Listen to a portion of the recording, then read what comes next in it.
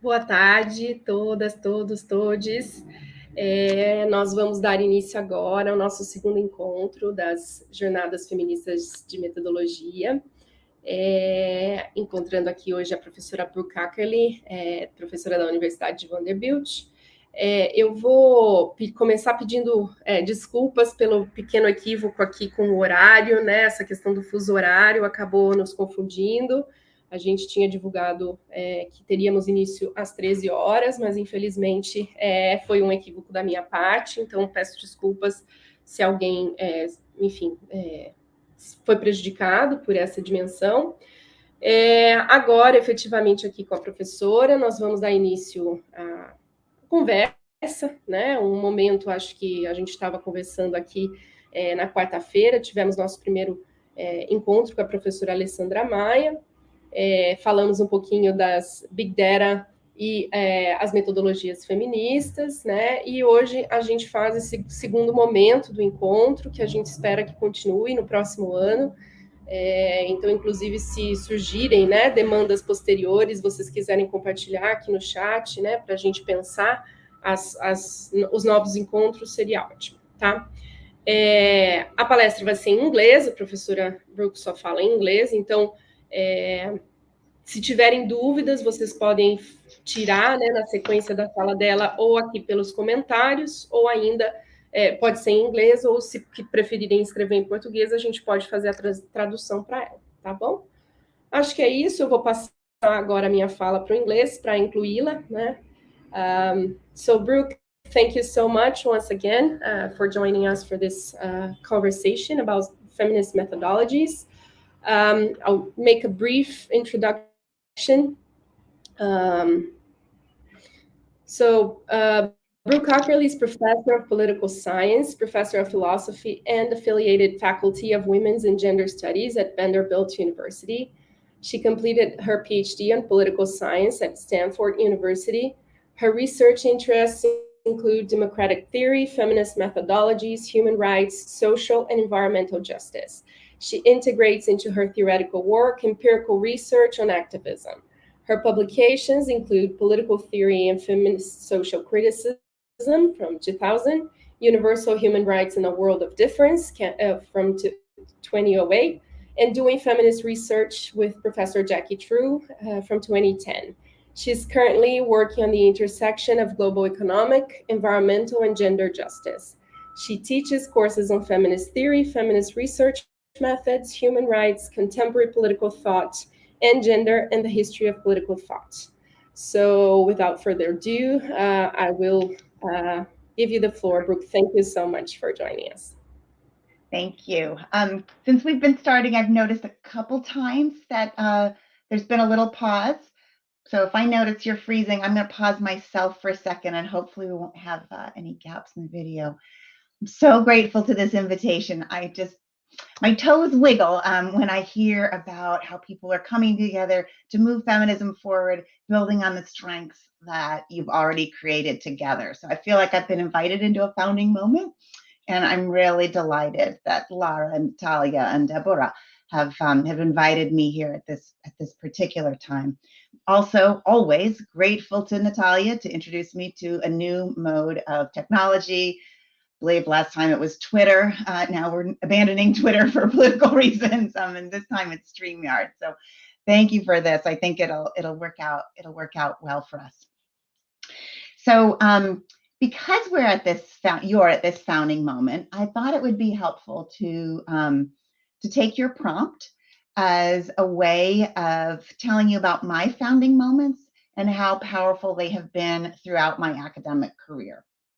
And I have decided to organize my talk as 5 things for taking feminist theory into research and action. Because in my view, all feminist theory is a way we think about what we do, whether we are researchers and activists.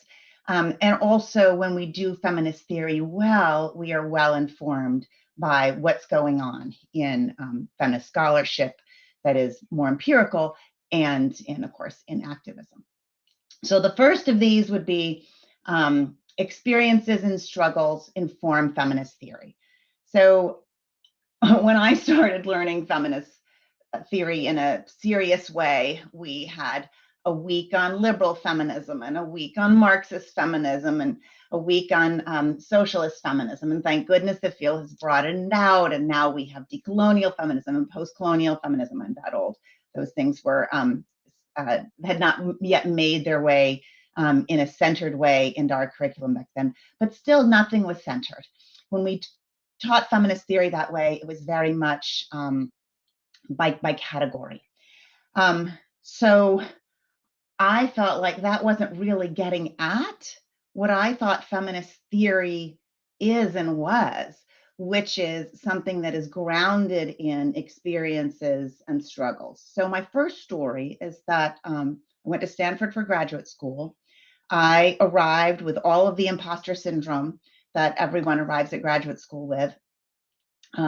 We start on the semester system, we're on the quarter system. So we started in September. And by mid-October, I knew that this was not grounded enough for me to be able to succeed. So I applied, and doing a political science PhD kind of backwards, before I taken much coursework, I did my field research in Bangladesh.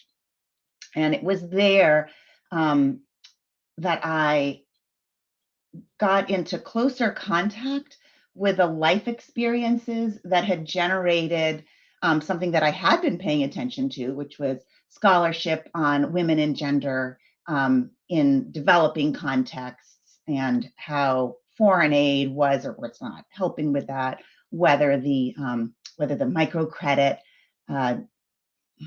at that point burgeoning great new idea was going to turn out to be that great or that new.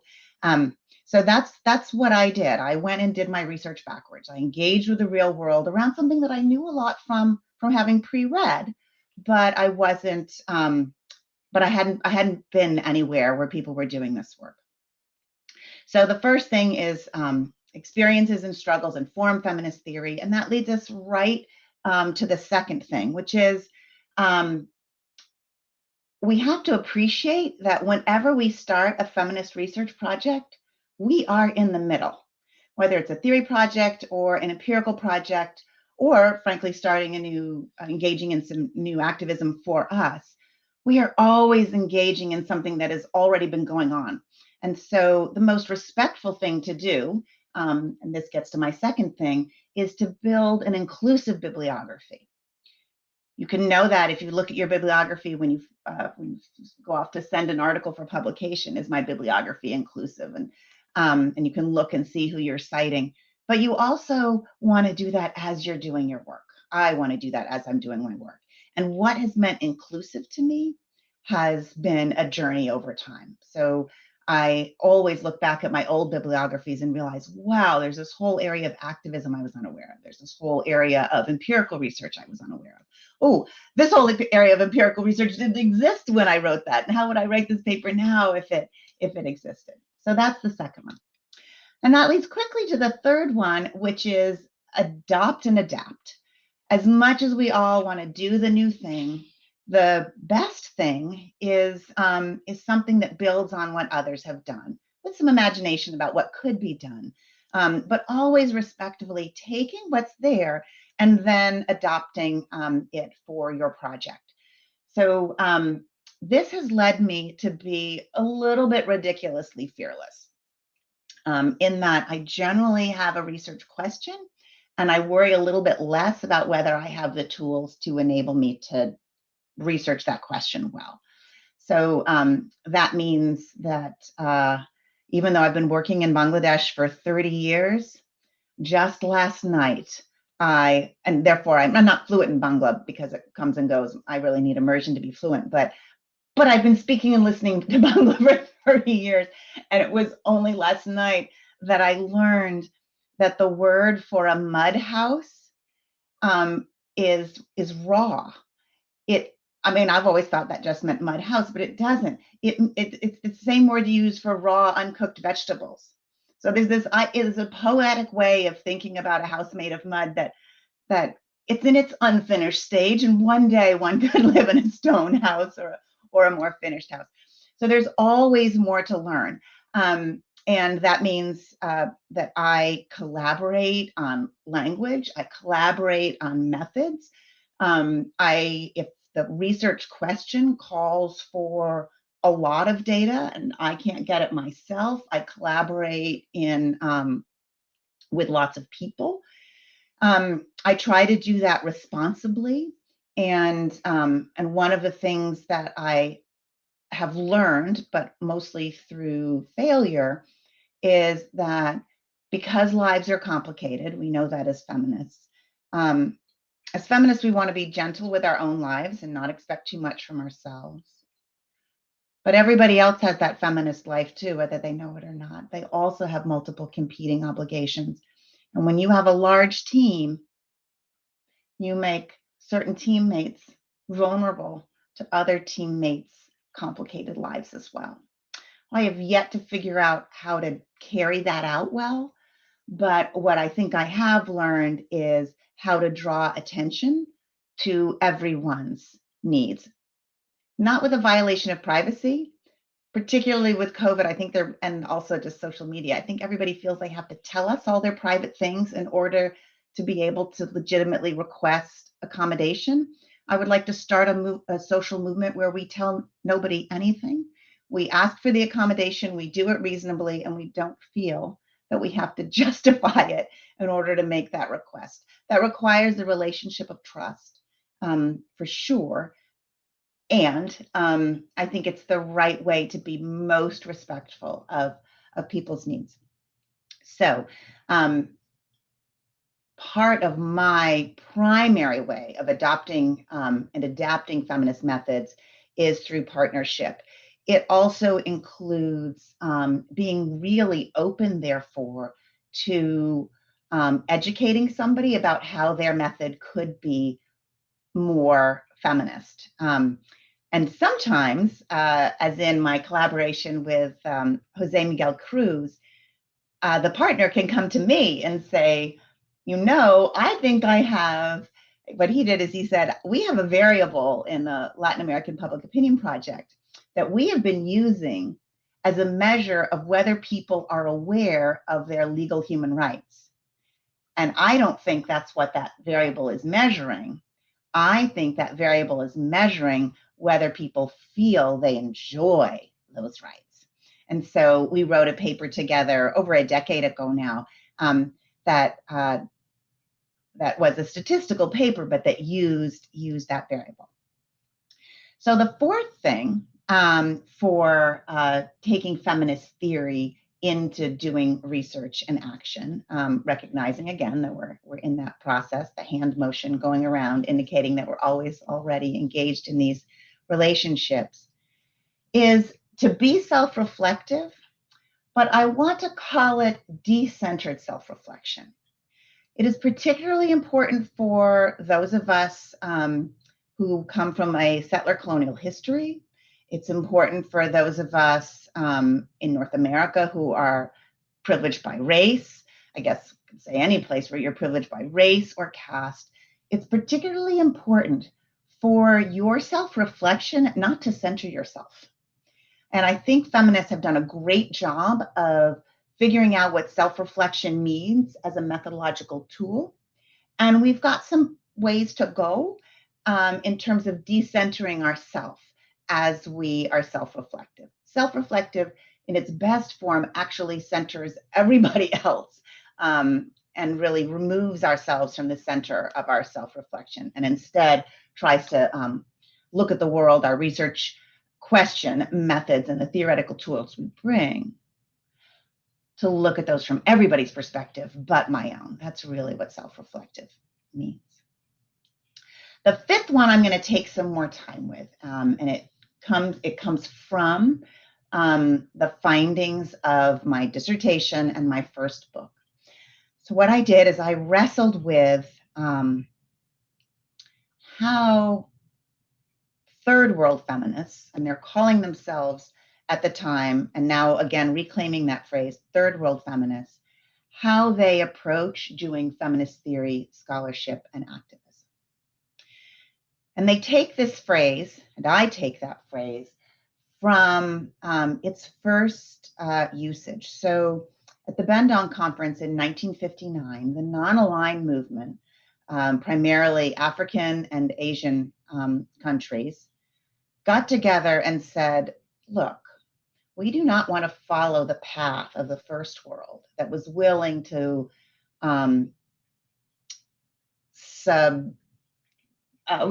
compromise social and economic equality in order to have political equality and freedom. And we're not willing to follow the path of the second world, which was willing to compromise political and civil rights and freedoms in order to have economic development.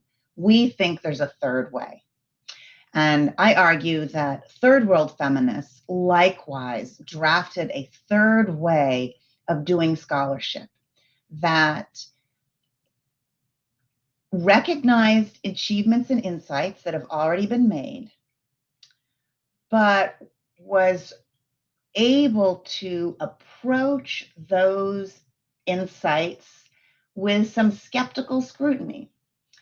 If these insights are not sufficiently critical of racism or the ways gender ideologies have become acculturated into all of our values, practices, and norms in most of our institutions, maybe we should examine them again. So we need some skeptical scrutiny. That phrase comes from a Ruth Bader Ginsburg Supreme Court decision. And then let us not think that we can do that alone. So taking that idea of decentered self-reflection and realizing that self-reflection is really a group activity.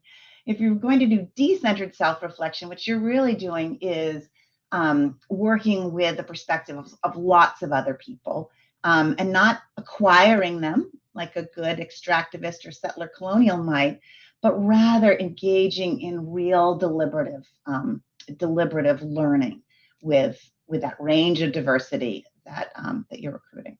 So to your question, and to ultimately, if you're doing it well, to their questions. So those three, guiding criteria, skeptical scrutiny, and deliberative inquiry, have been sort of the methodological foundation of how I've gone forward with things. A mutual colleague, as some of you know, Katia Confortini, found that useful in her study of WILP, the Women's International League for Peace and Freedom. But in her scholarship, she found another thing, and she called it intelligent compassion. That there is a particular thing that we're doing that is relational. And I think the relationality in my deliberative inquiry, skeptical scrutiny, and guiding criteria is not as visible as it needs to be, as it could be. So I love intelligent compassion because it adds to those three a fourth element that is relational, respectful. I'm not just going to follow what you think, but I'm really going to respectfully think about what you're saying. And it's got that affective piece.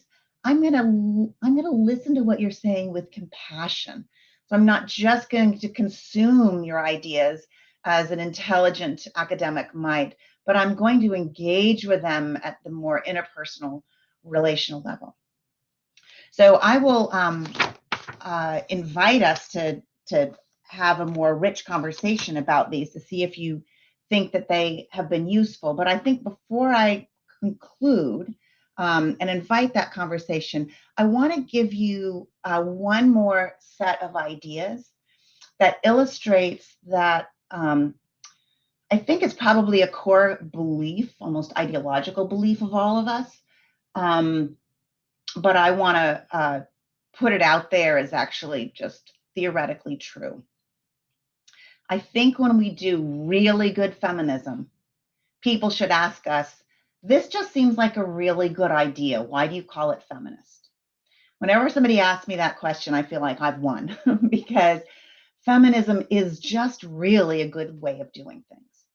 So about a year ago, 5 years of collaboration with other colleagues who do what we call grounded normative theory, that is, engaged political theory that uses our own empirical work, or sometimes the empirical work of others, to move normative arguments forward, to transform them, to engage with them.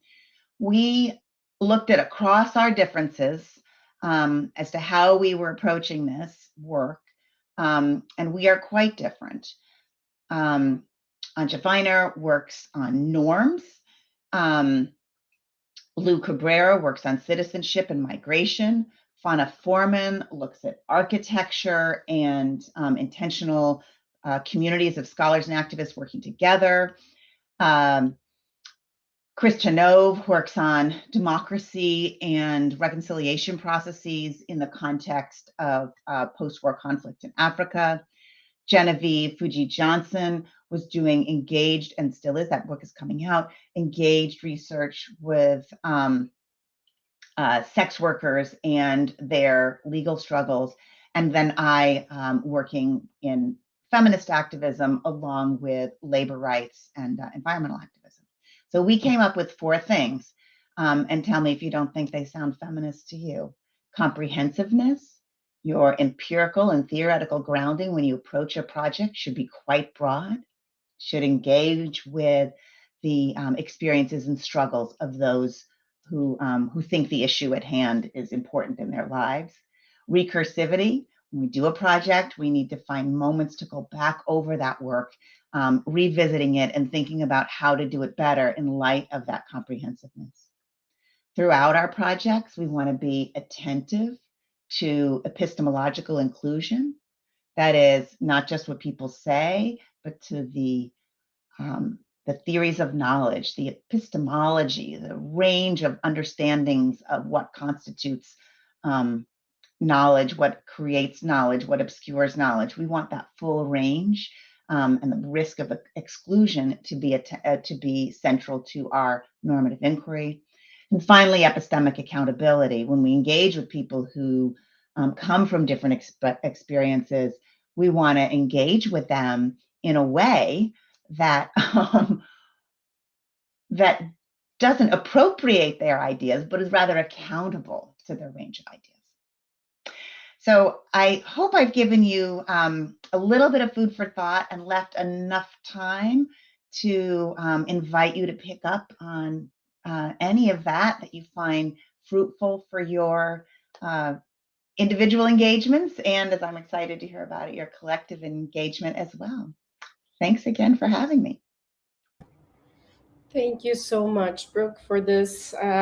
That's a lot of things packed in this 20 minutes. I'm still digesting everything, so many things crossing my mind. Everyone on YouTube, if you want to ask any questions, so feel free to write it down on the comments and we'll read it here. I'll start perhaps picking up on a few things that Brooke mentioned and that raised more questions to me. One thing that was particularly interesting was when you mentioned that you usually start with a good question without being certain that you have the appropriate tools to deal with that question. Mm-hmm. And I think I often face these kinds of situations. And I'm currently, I think, facing this position where I have the main places where I want to go with my research. I feel I don't have the appropriate tools to navigate these worlds. And then you followed up this idea talking about collaboration, right?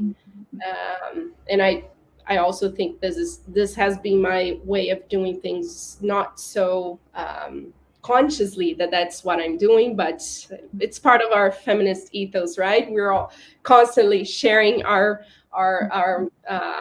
limitations with our other feminist colleagues and trying together to manage ways of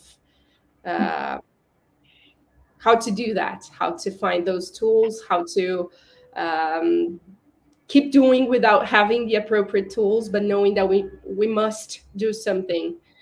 So I'm not sure it's a question, but I would perhaps ask for you to build a little bit more on this, right? How do we navigate this? And I will join this question with the next one. How do we deal with this? We're incapable of grasping all the tools that we should do to do all the things that we need to do appropriately, respecting everyone that is involved, doing, giving back what we're taking from them, in a sense, and how to do that in the context of a neoliberal academia, right, where we're constantly pushed to have more meetings and deliver more products and engage more people and occupy more positions, while just living your life and trying to not go crazy. So how to do all those things, or survive all of those things in the process. So I think you are probably asking a question that's on literally everybody's mind. Particularly when I talk about methods, I think I get both of those questions all the time.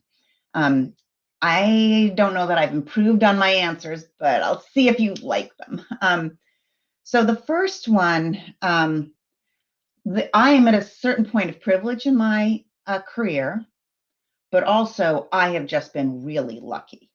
And that sometimes I have lucked into opportunities that have enabled me to work on questions that I really don't have the skill set for, but perhaps because I'm a lovely human to work with, and perhaps because I'm just lucky, in terms of getting resources, I've been able to do that. So let me give you a couple of examples of that, and then say, and if you're not lucky, which I was not for most of my life, I think in my life I've won one thing. It was an umbrella, a door prize. Not generally lucky. But I have had really fortunate relationships. So let me give you a couple of examples. Right now, inspired by Brittany Cooper, who wrote a book called Eloquent Rage, that said, among other things, that she was analyzing the US election, the 2016 election that did not elect Hillary Clinton and that did elect Donald Trump.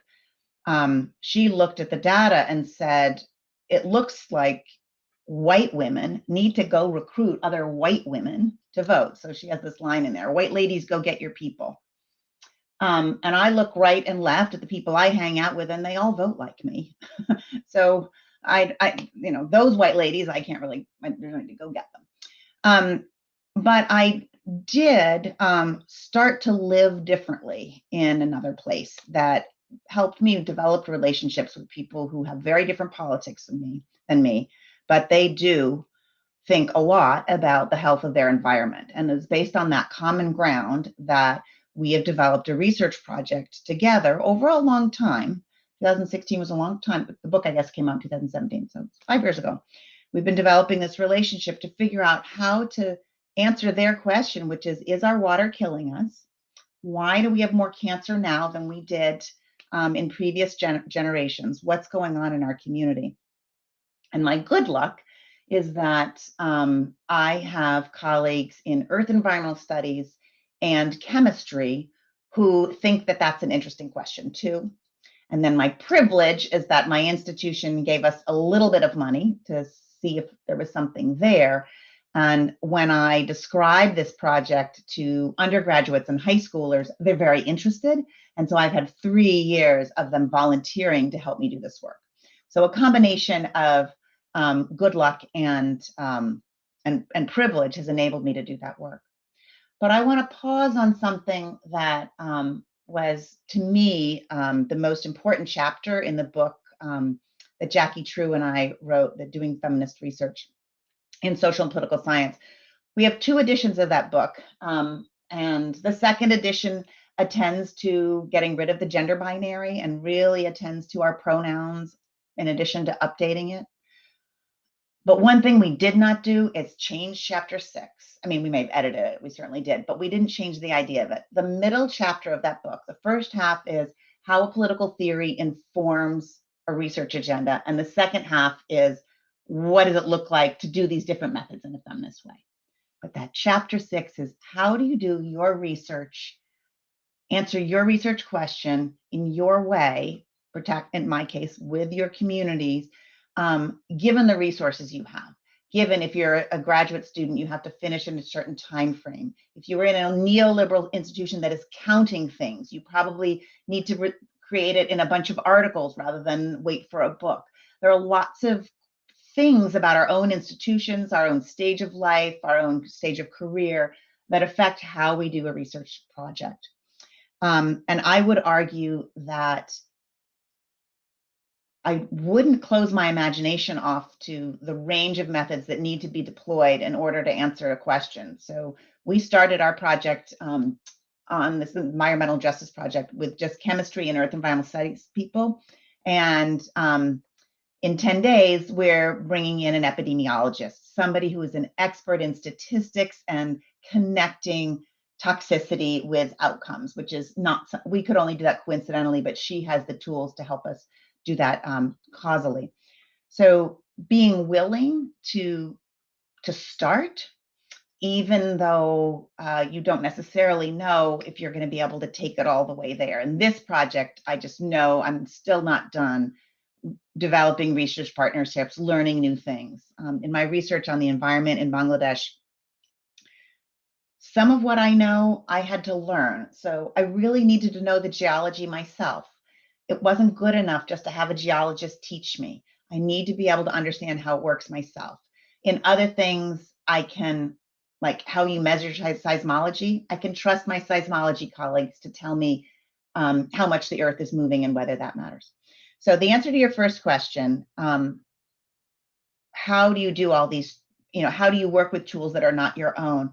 Sometimes it's acquiring them. Sometimes it's through partnerships, but always it's with respect to where I am and you are in your stage of life and career. There was a huge period of my time where, because of my teaching obligations at Vanderbilt, all of my research was done in the summer months. All field work was done. And because of the weather in Bangladesh, all done in the month just before the monsoon season. So done when people literally have no work to do because the fields are totally dry, waiting for the rain. And it's, the hottest, most miserable time to do research. It's easy to recruit a research team then because they're all unemployed because nobody else wants to do research then, but it's a rough time. Your second question, how do you deal with the limits of our own abilities? And another version of this is I want to engage with more theorists. I want to read more people. I want to be respectful of more opinions. I want to have one more person proofread my project. Yes, and if you're a feminist, you're working on a problem that matters to people. And at some point, you have to say to yourself, is what I have already learned enough that other people, if I share it, if I publish it, other people will be able to help and pick up with their expertise and move the field forward? Or do I have to hang on to the whole thing until I figure it all out myself and then produce it to the world in a finished state? I think we all do that dance. But the thing that the energy, the intuition that pushes you forward to do something that's good but not perfect is that if you put it out there in the world, others can work with it. Whereas if you just hang on to it yourself, if you've gathered data by engaging with people, you're kind of disrespecting all those folks who helped you get this far. At some point, our obligation to all those people, whether they be mentors or participants in our research or other colleagues, at some point, our obligations to those folks include getting the work out. And I think that's where I embrace the limits of my ability and am clear in my scholarship about what I can and cannot know with the tools that I've learned, sometimes signaling what somebody else might want to pick up, but generally leaving enough loose threads, as I think I did with this talk, so that there are things that people can pick up on and take and do something with themselves. That's great. Thank you so much. I think Lara just wrote a question here on the chat. I'm not sure that YouTube people can read it, so I will read it out loud. Do you want to do this, Lara? Do you want me to read it? Okay. So Lara is asking, could you talk a little bit more about your perception of the methods that are being most applied today in feminist research? Do you notice any changes over the last few years? That's a good one. Yeah, that's a great question. So that's really, really going to depend on field-specific questions, I think. So I work in political science, and again, I'm a feminist theorist who's been engaged in the field. So when the scholarship of the 90s on gender and human rights was coming out, and you trying to use statistical data to make arguments, it was so limited. We had very few variables that we could use to measure gender inequality. We had very few statistical tools, methodological tricks that people use to work with complicated data, to make up gaps in data.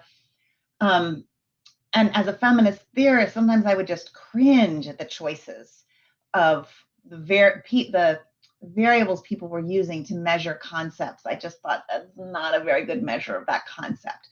So I think we have, through good, bad scholarship, that is good work with rough data, we've been able to, as a field, make the case for decent scale funding of important research.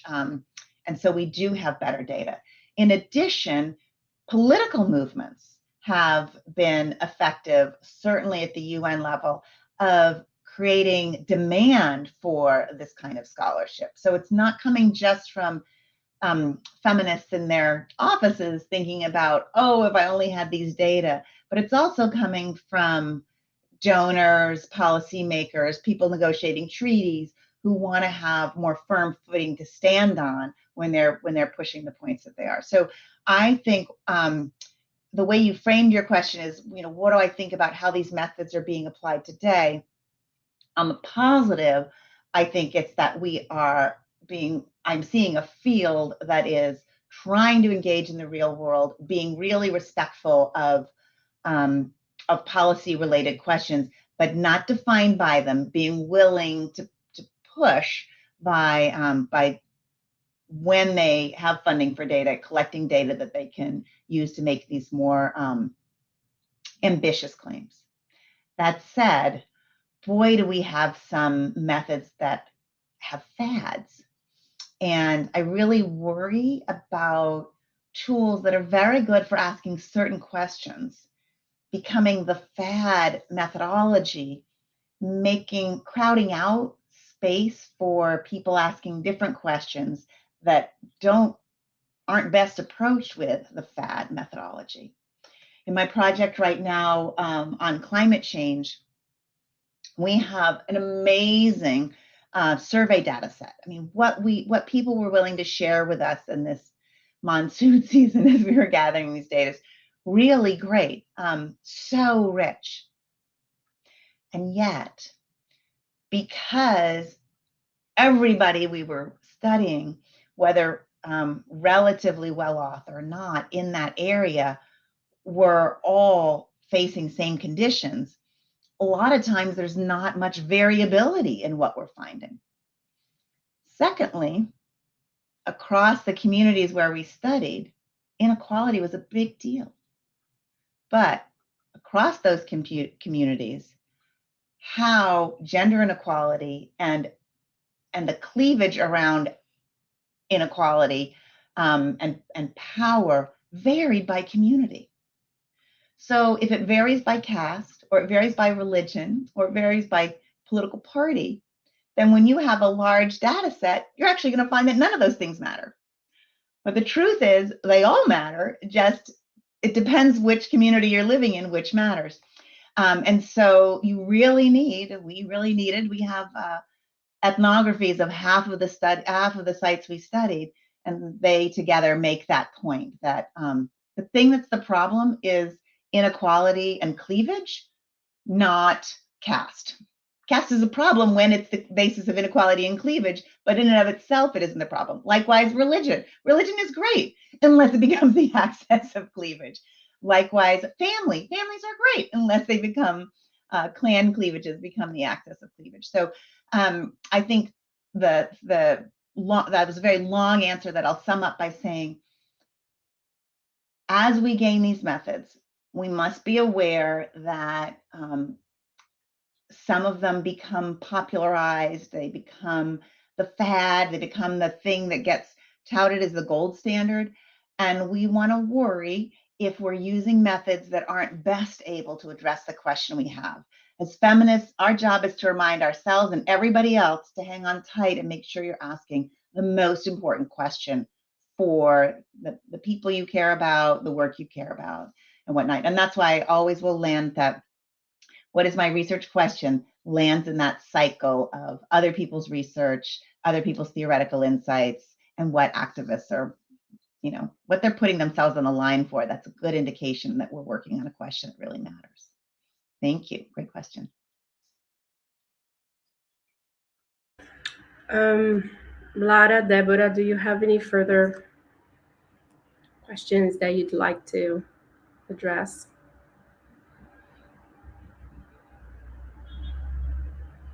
Oh, okay. Do you want me to read it too? All right, so Deborah is asking, in the most recent period, we have identified new research agendas, and one of them has been the transnational anti-gender articulation by extreme right-wing governments. Could you address for us what methodological challenges we can identify to address these phenomena? So that is a really important question. And I was at a talk yesterday that I felt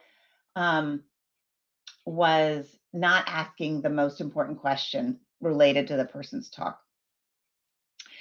And I understand why. They were quite limited. So the talk was working in an authoritarian context. How can we know how people are experiencing the media when they know the media is state-run or co-opted? So it raises some really interesting academic challenges, right? It also raises some interesting political challenges. I think that there have been, and in Latin America, Articulación Feminista de Mercosur, there's a long, your own network, there's a long history of feminist activist scholars networking with each other about how to take on the big problems, and pretty fearlessly. In the mid 2000s, it was in part inspired by, provoked by the new militarism of the second war in Iraq and the war in Afghanistan led by the United States. But people were really asking, we have got to unpack the relationship between neoliberal economics, militarism, and patriarchy. And we can't just do it at this quick theoretical level. Of course, it's all integrated. We really have to be analytical about it.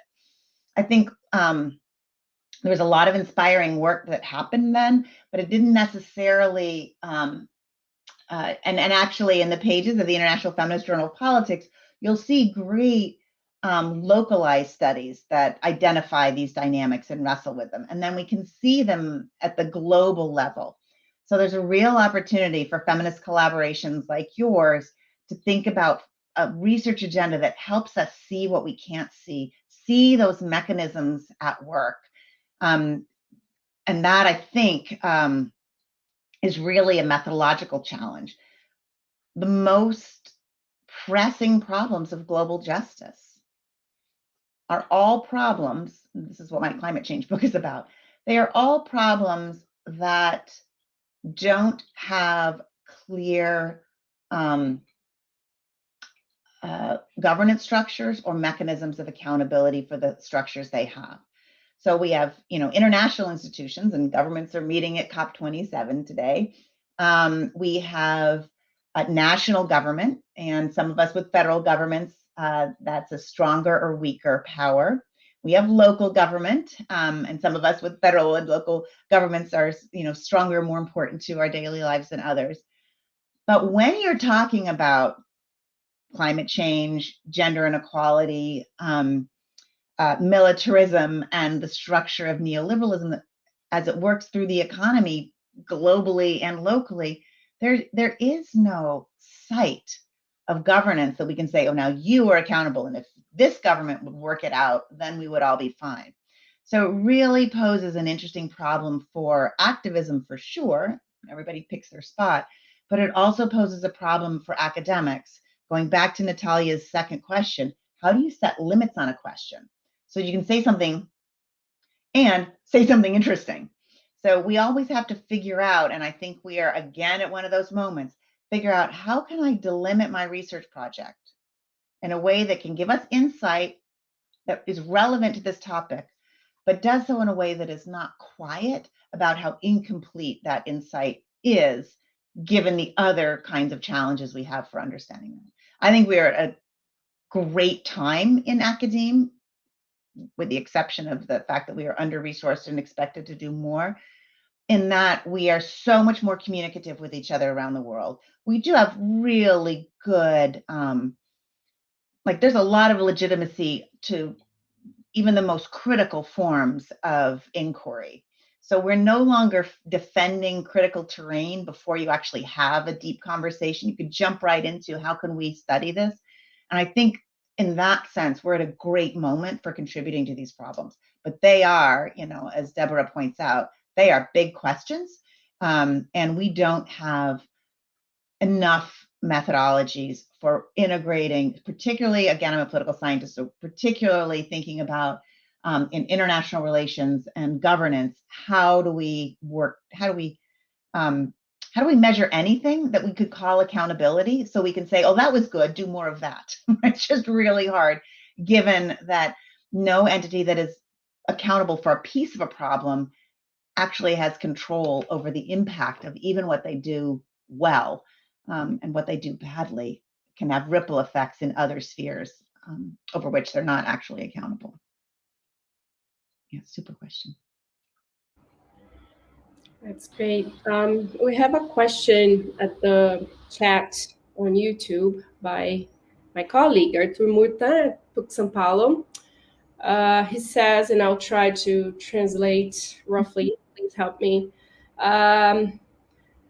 A large part of the methodologies and theories employed in the Global South continue to start from epistemologies from the North, with explanations that many times do not speak to our realities.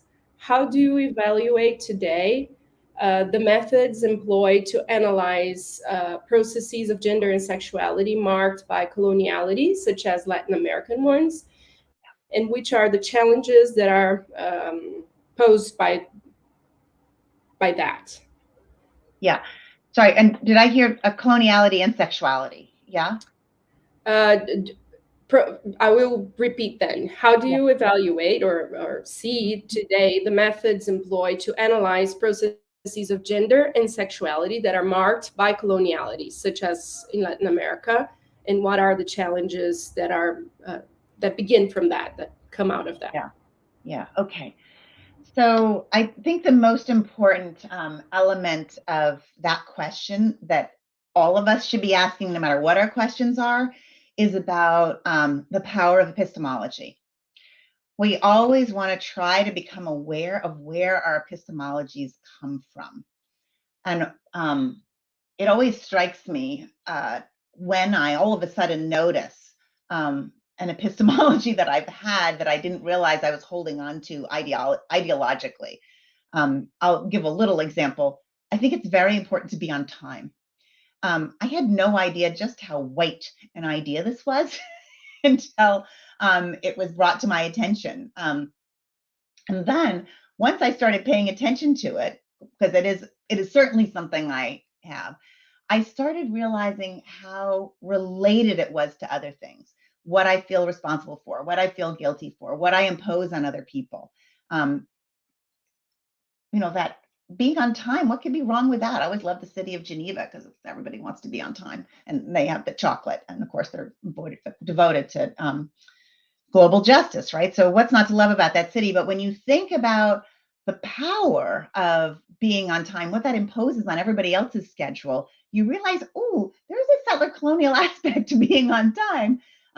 That while I don't want to, show up late for an invitation like this, I also want to think a lot about, about the power of that. So that may be a silly example, but I offer it as one of my own that I see as just one of many ways in which we need to pay attention to the epistemologies that we have and where they come from.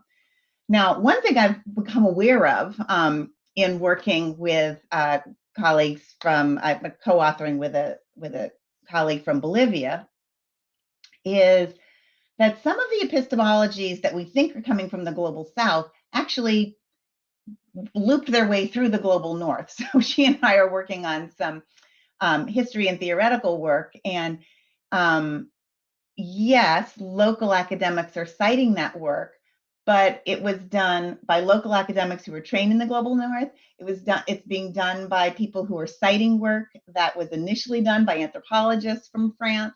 So global North. So there's sort of this that we really, if we're going to attend to the epistemology, we really just have to trace it all the way down. Where did it come from? And sometimes I think that the etymology, that anthropology, that sociology of where those ideas come is certainly interesting. But in any given moment, I just want to do that. It's easier. At a minimum, I can do that decentering self-reflection and just, diversify the points of view that are informing my work. So what I would say to Professor Murta is, yes, and we're at a great moment when I understand that you can always get attention if you cite scholarship from the global North. But I think increasingly more and more of our global North journals are also going to expect you to cite scholars from your location who have been working with the puzzles that you're working in. I think less and less are we comfortable with any scholar from global North or South writing about a place without engaging with those who work in that place. Sometimes there are language barriers to that, to be sure, but I think there's a rise in legitimacy to that pushback. So I think to the extent that you want to personally engage in that initiative, there would be support in getting that work published. But what you're getting at is this extra thing when you bring up colonialism and sexualities, because I think it is very hard to do that anthropology and sociology of where our ideas come from. I think to say any idea about sexuality was, an epistemology that came from the global North is probably naive. Certainly epistemologies around sexuality came from, colonizers, to be sure, but then how that got engaged, sometimes resisted, sometimes privileged, sometimes conformed to so that certain people could be privileged by, those complexities are where the action is. They're certainly where the action is around sexuality. And I would argue that they're where the action is around any critiques of capitalism and extractivism that we're working toward. But that is where the action is noticing how even when we're engaged in resistance, perhaps because we're engaged in resistance, the norm, the thing we're resisting, has a lot of power over setting the terms of that resistance. But when we resist, we don't necessarily resist all in the same way. And it creates a plethora of resources for thinking anew about that engagement. That is, I can, from one side of resistance, engage with somebody from a different site of resistance and see if there were differences there that we might be able to learn from. Sometimes, and now I'm out of my area of expertise, but sometimes the sources of those can be lost, or certainly lost to an outsider like me who's trying to decenter myself in this journey. But sometimes they're not. And one of the movements in North American Indigenous scholarship is around resurgence. It's around rediscovering that our narratives about things being missing are just lies. And actually, the knowledge that we say was destroyed in the genocide is actually just empirically false. There are lots of those knowledges that are still there, and we can and that haven't been destroyed. And that part of the destruction was in telling a broader narrative to our school children that these were destroyed. Recognizing that they were not in fact destroyed, and that there is a great possibility for, again, what scholars are calling resurgence, building up their opportunities for what Leanne Simpson calls international relations, communications across groups around their political strengths, building on the strengths. Some are forged in resistance, come from their place-based engagement, from their building their lives together, from the things they celebrate and do together. That's really a source of strength. So I really appreciate the question, because I think we need to attend to where our epistemologies come from. I want to underscore the importance of destabilizing the idea that they came from the global north.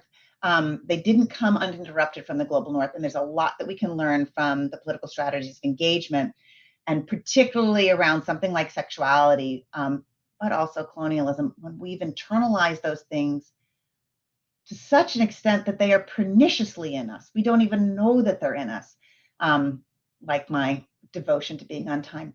And when things are in us that well, then we really have a challenge in destabilizing our epistemologies. But that's the endeavor. And if I can learn about my embedded whiteness through my attention to time, I'm probably going to have developed some tools for thinking about how it manifests itself in my ideologies around sexuality or capital markets or anything else. So thank you very much, Professor Morta, for that question.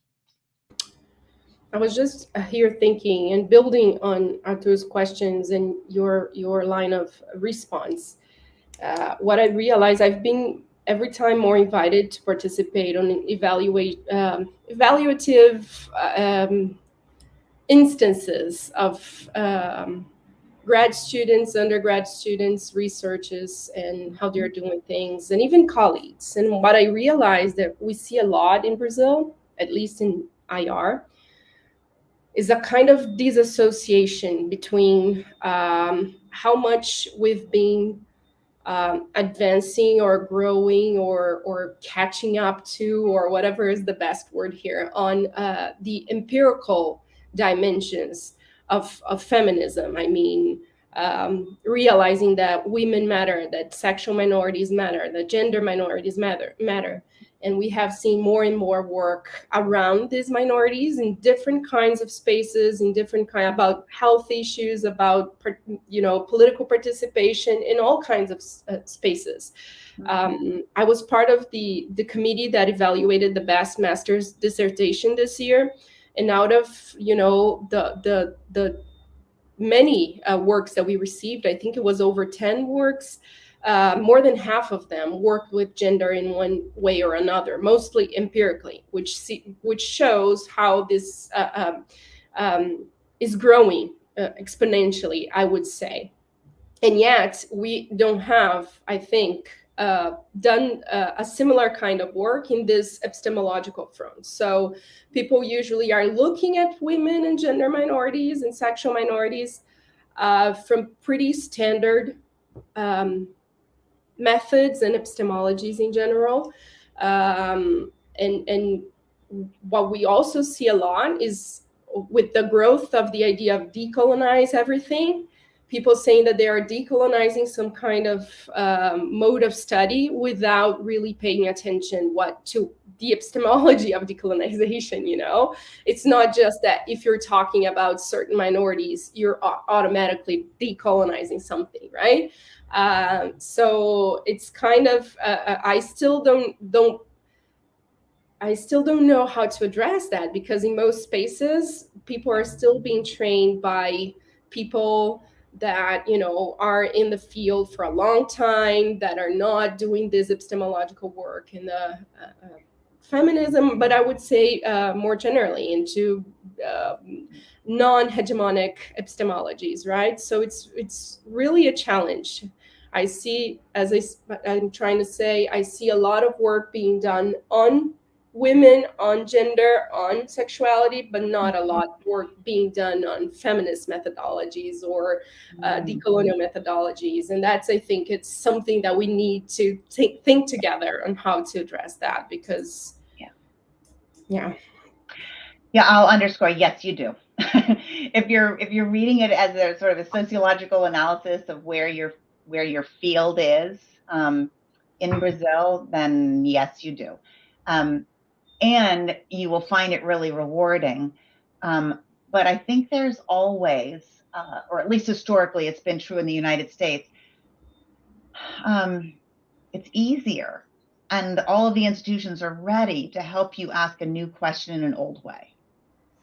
So we really do have to do the work as feminist theorists. And I'm so glad you invited me to do this, to talk about methods, to talk about what it means to really ask a question. So let me help with what is decolonial. I've never written this. I think it will. Oh, sorry, I've written this down a lot. I've never published this. So as an editor of the journal of the International Feminist Journal of Politics, and as somebody who reviews a lot of book manuscripts and all sorts of project proposals, I would say not that long ago, but probably 5 years ago, instead of just saying post-colonial, people would say post and decolonial, as if those were the same things. They are not. And I'm not going to give a talk on decoloniality here, but I would draw everyone's attention to the work of Eve Tuck and Wayne Yang, who argue that decoloniality is not a metaphor. They want us to draw attention to the fact that it's about giving the land back, right? Decoloniality is about undoing what settler colonials did. So if you are not engaging with what's up with the land, what's up with the grounding of what you're doing, you are not actually doing decolonial work. Exclusion of minorities, that is part of the grounding of capitalism. It's part of the grounding of coloniality. Exclusion is what we do in order to, sorry, I hope it's not what I do, but exclusion is how people of privilege and power maintain their privilege and power. It's foundational. So attending to exclusion is certainly good, right? I gave you my, we want to be epistemologically inclusive, but if you want to be decolonial, you need to be epistemologically inclusive.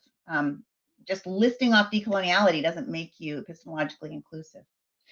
A wonderful scholar of music, Dylan Robinson, wrote a great book called Hungry Listening. It really is for the musicologist, but I think we can all benefit from from the opening chapter of that book, and from something he said to me in discussing Eve Tuck and Wayne Yang. So Robinson is Canadian and Indigenous, and is very involved in reconciliation processes and helping Canada lean into what it means to institutionalize some of the commitments that they've made. And for him, institutionally, that means in places of music. So what he would say is, right, decoloniality is not a metaphor. And yet it is about how we ground things. And we can be decolonial if we are committed to rethinking our foundations. So if you're in a politics of resistance, you're not rethinking a foundation. If you're saying, here's the world we have and I want to include somebody else, the warmer the hug, the more lovely, but that's not rethinking foundations. Decoloniality is really a commitment to rethinking foundations. So I think you're going to find, I think everybody doing this great empirical work eventually finds that they've come to the boundary of the new insight that will be interesting, that you can find with conventional methods. And that's always what pushes people to revisit political theory and say, oh, right, there are 3 ways of thinking that people have thought about democracy. Maybe looking at this gives us a 4th. There are 12 ways people have thought about representation. Maybe thinking about this will help us explore the one we've been ignoring. So the call for decoloniality, if we really listen to it, is about looking at the foundations that we do. And I think it's great that all this empirical work is going forward. Certainly you can rely on it's reaching its limits to then want to turn everyone to look more to theory, but you can also push it to help it notice that it's not going not as ambitious as it could be, by having these sorts of conversations where theorists and empiricists talk together about what makes for an interesting puzzle. I think we have those conversations with our graduate students as they're getting started. They're way more inclined to be delighted in what they're engaged in. And also we're going to be more delighted in the final outcome, because it'll be something that really does help us think about the field in new ways.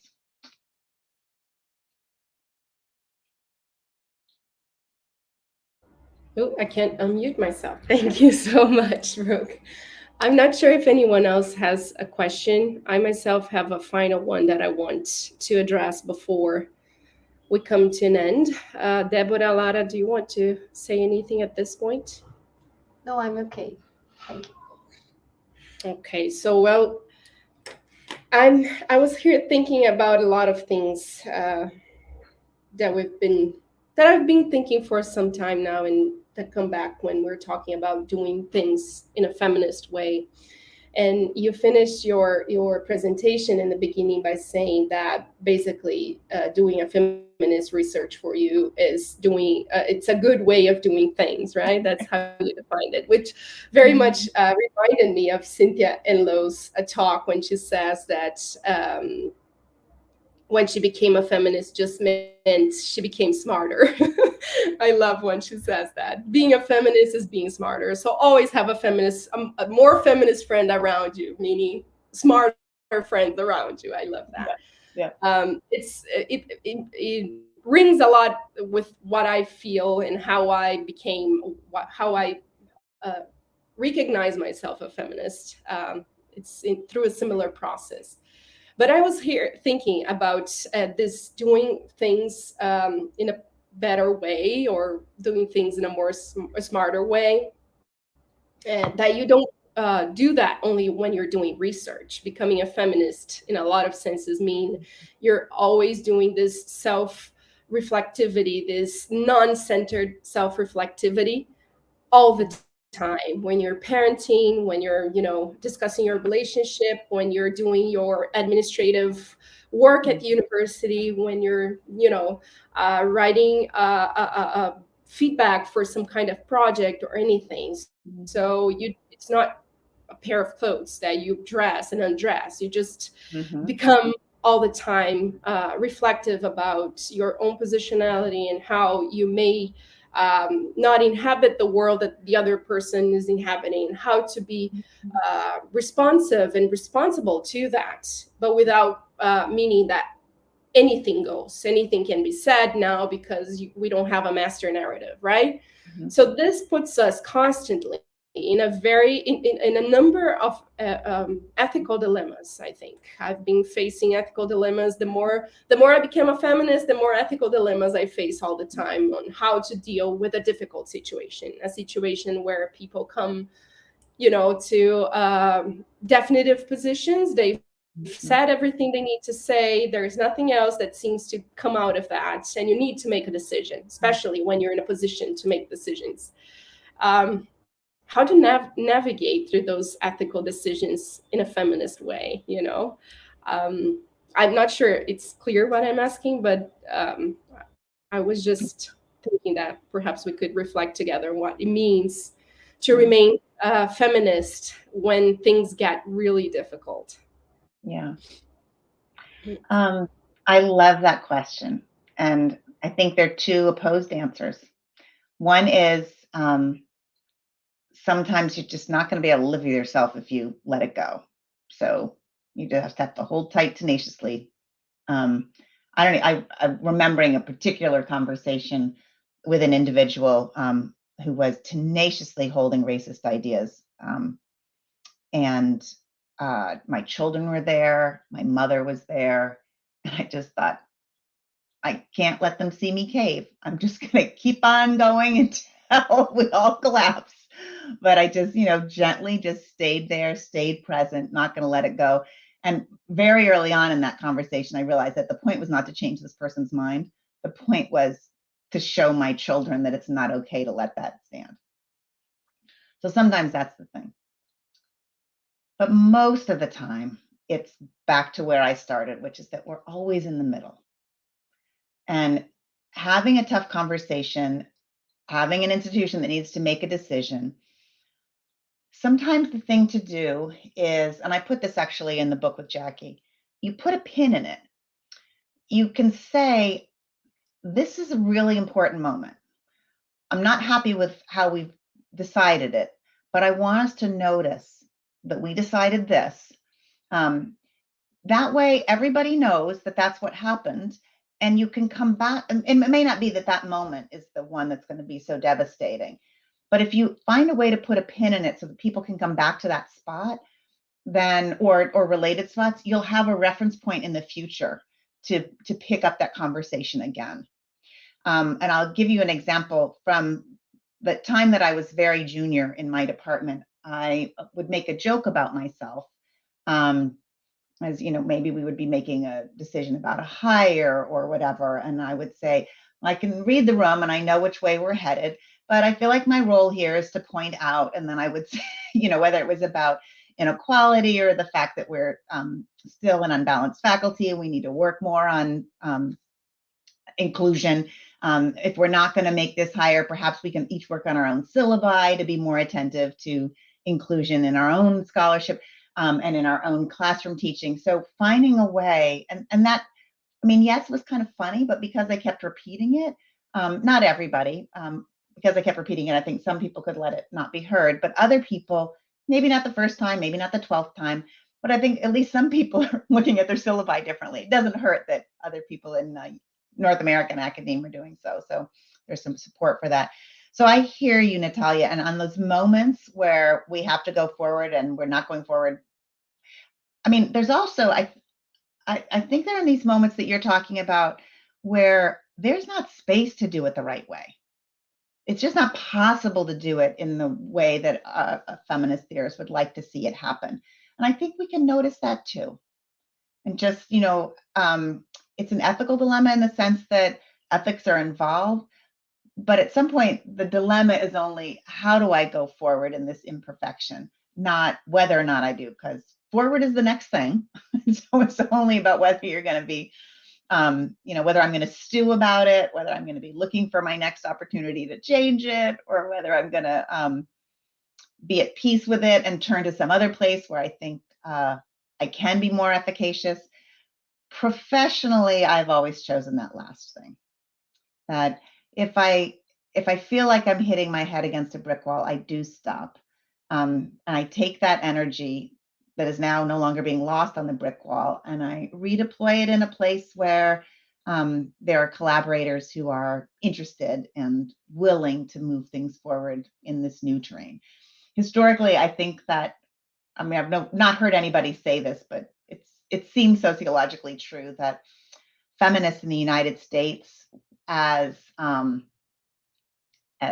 Reagan came into power and it just became the wave of the women's movement that had brought so much change through the 70s, really flattened out in the 80s. A lot of feminists started to work globally.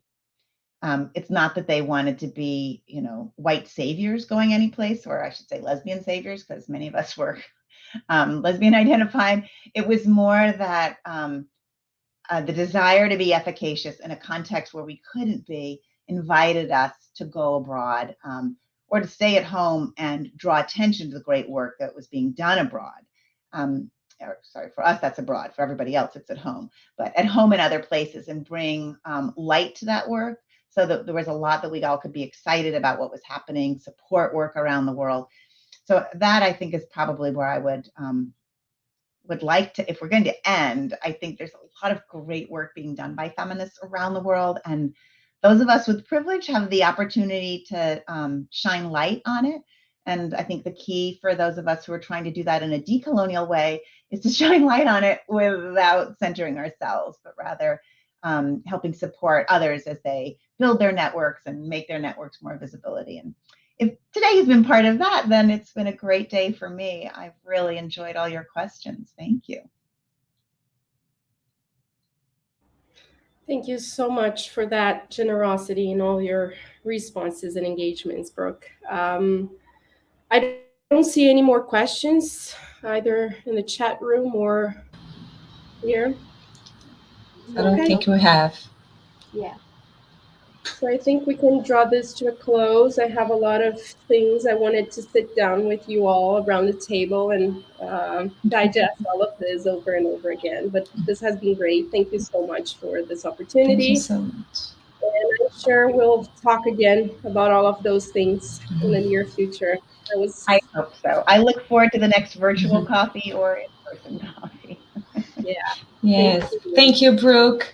That's great. You're welcome. Thank you, Lara. Thank you, Deborah. Nice to meet you. Thank you. I will close the live transmission. Ciao. Bye-bye. Bye. Ciao.